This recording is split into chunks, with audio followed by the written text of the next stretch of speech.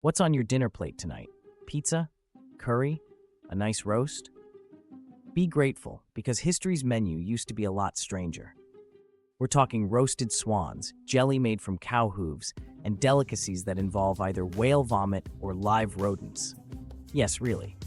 Today on Tenfold Gold, we're diving into the pantry of the past to uncover the meals people once ate that would have you gagging faster than a cheap kebab at 3 a.m. These are 10 forgotten foods too weird to eat today, the recipes that time, taste, and good sense left behind. And before we tuck in, make sure you like, share, and subscribe to Tenfold Gold, the channel that always serves history with extra flavor. Number 1. Roman stuffed dormice. The Romans loved a good feast, but some of their appetizers would make even the hungriest diner today politely decline. Chief among them was the dormouse. Yes, the tiny, fluffy creature you'd normally picture curled up in a hedgerow. To the Roman elite, though, it was a delicacy. Dormice weren't just plucked from the woods. They were farmed in special terracotta jars called gliraria, with air holes and miniature climbing ledges so the creatures could fatten themselves up before being roasted.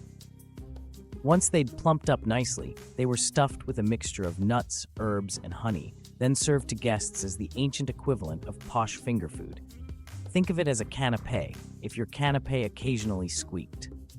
Not everyone approved. Pliny the Elder, Rome's resident grumpy natural historian, criticized the practice as excessive nonsense.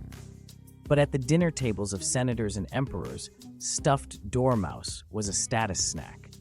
The kind of thing you popped in your mouth while debating which province to squeeze for taxes. Today, the very idea horrifies us, but it's a reminder. Luxury has always been in the eye of the eater. Number 2. Garum, ancient Rome. If you think ketchup is overused today, the Romans had something far more pungent, garum. This was a fermented fish sauce made by leaving guts, scales, and bones to rot in the sun until they dissolved into a salty, reeking paste. The smell alone could clear a forum, yet the Romans couldn't get enough. Factories along the coasts churned it out by the amphora, so foul they had to be built outside city walls.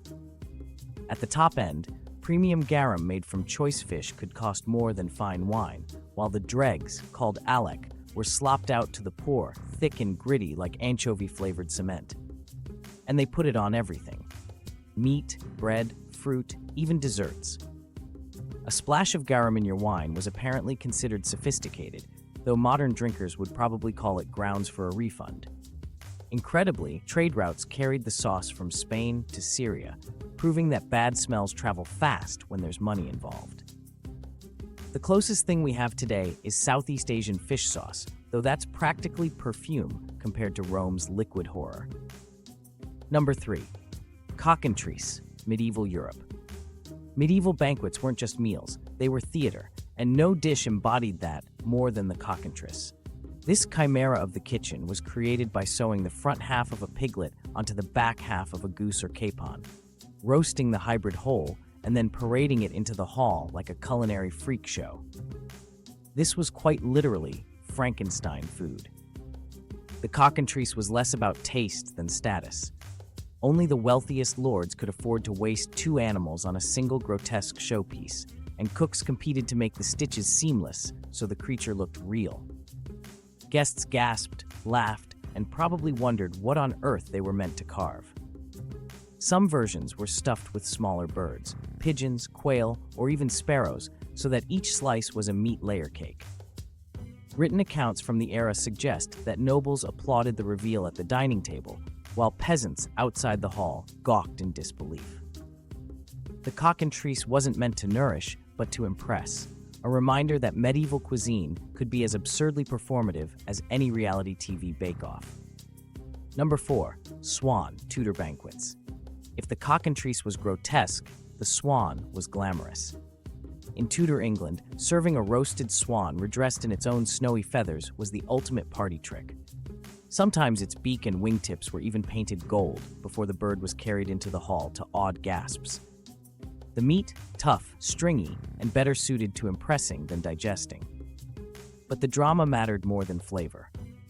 At King Henry VIII's feasts, swan was the edible equivalent of fireworks, expensive, dazzling, and entirely unnecessary. Guests would ooh and ah at the presentation, long before struggling through the leathery slices. Here's the juicier detail. Swans remain royal birds in the United Kingdom today, and while it's illegal for commoners to touch one, the monarchy is exempt. So, if you ever find yourself near Windsor and see a suspiciously bare stretch of river with feathers floating on the surface, perhaps it's best not to ask too many questions. Number 5. Ambergris, 17th to 18th century. From feathers to phlegm, our next delicacy is ambergris, a waxy substance coughed up by sperm whales and sometimes washed ashore in heavy gray lumps. To the untrained eye, it looks like moldy soap, but to 18th century gourmets, it was edible treasure and was used in much the same way that truffles are used in modern cooking. Ambergris was shaved or grated into desserts, blended into hot chocolate, or baked into custards, lending them a musky, earthy flavor. Some believed it was an aphrodisiac, others just enjoyed the novelty of eating something rarer than gold. It's not without its uses today either. One lucky Devon Beach comber in 2013 found a lump worth over £100,000, enough to buy a house from what is, essentially, a whale's bad stomach day. These days, ambergris is mostly used in perfumery, not puddings.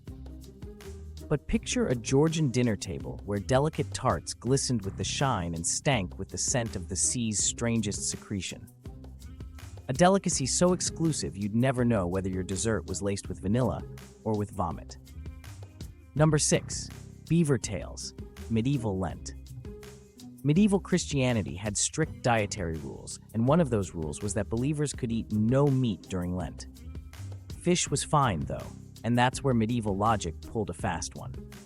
Beavers, with their scaly, paddle-like tails, were declared to be honorary fish by obliging churchmen, presumably because even the priests wanted an excuse to keep eating meat during the holy period. The result was a fake fish meal that was greasy, fatty, and apparently quite tasty, resembling duck. Nobles tucked in happily, while monks enjoyed their fish suppers without technically breaking the rules. The loophole carried on into the New World, too. French settlers in Canada later applied the same ruling to muskrats, while South American Catholics did it with capybaras, declaring the world's largest rodent a kind of honorary fish for Fridays. It's a testament to human creativity, or hypocrisy, that theology could bend so easily when appetite demanded it. God may not have been fooled, but hungry Christians certainly were. Number 7. Calf's foot jelly, Victorian England. By the 19th century, diners had swapped loopholes for labor-intensive puddings. Calf's foot jelly was one of the strangest. To make it, you boiled calves' hooves until the natural gelatine leached out, then flavored the liquid with sugar, lemon, or sherry before straining it into molds. Once cooled, it set into a shimmering dessert that quivered regally on the table. This wasn't peasant food, it was fashionable. Queen Victoria was fond of it, and doctors prescribed it to the sick as both restorative and genteel. In an era obsessed with propriety, nothing said refinement like a translucent wobble of boiled hoof. Modern jelly comes from powdered gelatine, often pork-based, but its ancestor was far grimier. Imagine spooning down a dessert while knowing it started life as a pile of trotters simmering in a pot, trying not to think too hard about what those trotters might have trodden in. It makes trifle look positively elegant by comparison. Number 8. Lamprey pie, medieval England. If calf's foot jelly sounds unsettling, lamprey pie is downright monstrous. Lampreys are eel-like creatures with circular mouths lined with teeth, the stuff of nightmares. Yet in medieval England, they were so prized that kings demanded them as tribute. King Henry I allegedly died after gorging on too many lampreys, a warning that gluttony could be lethal. Still, cooks persisted in baking them into rich pies, often mixing in spices, sugar, and dried fruit, a combination medieval palates adored. The pies were political too. Gloucester bakers would send a ceremonial lamprey pie to the monarch at Christmas, right up to the 20th century. Queen Elizabeth II received one in 2012 for her Diamond Jubilee, though it's not clear if she ever touched it in much the same way that it's not clear if she ever ate swans. For centuries, lamprey pies were a symbol of loyalty and luxury. Today, they're more likely to haunt your nightmares than your dinner plate. Number 9. Peacock, medieval feasts. As if swans weren't ostentatious enough, medieval banquets also featured roasted peacocks. The process was theatrical. Pluck and roast the bird, then carefully redress it in its dazzling feathers before serving it whole. The result was a centerpiece equal parts grotesque and glamorous, beautiful blue and green plumage disguising meat that tasted, according to several written reports from the period, like shoe leather. This wasn't about eating, it was about awe. Nobles used peacocks the way modern celebrities order magnums of champagne with sparklers, more for the display than the drink. Guests were expected to gasp, gossip, and admire, even if the bird itself went largely untouched. In an age where spectacle mattered more than sustenance, the peacock reigned supreme as edible theater. You didn't serve it to feed people. You served it to prove you could. Salt Bay had nothing on these medieval chefs. Number 10. Black pudding with blood froth. Finally, we come to a dish that survives, sort of. Black pudding is still a staple of British fry-ups, but its medieval cousin was far more gruesome. Early recipes called for whipping fresh blood into a froth, like a macabre meringue, before folding it into the sausage mix of oats and fat. The froth made the pudding lighter in texture, but darker in appearance, a grisly delicacy that made sure no part of the pig went to waste. Blood was precious, so thrifty households used every drop. For many, it was a necessity, not a luxury. But among cooks, adding froth became almost a flex, proof you weren't squeamish. Today, black pudding still divides opinion, though modern chefs are reinventing it in Michelin-star kitchens, serving slices with scallops or apple puree.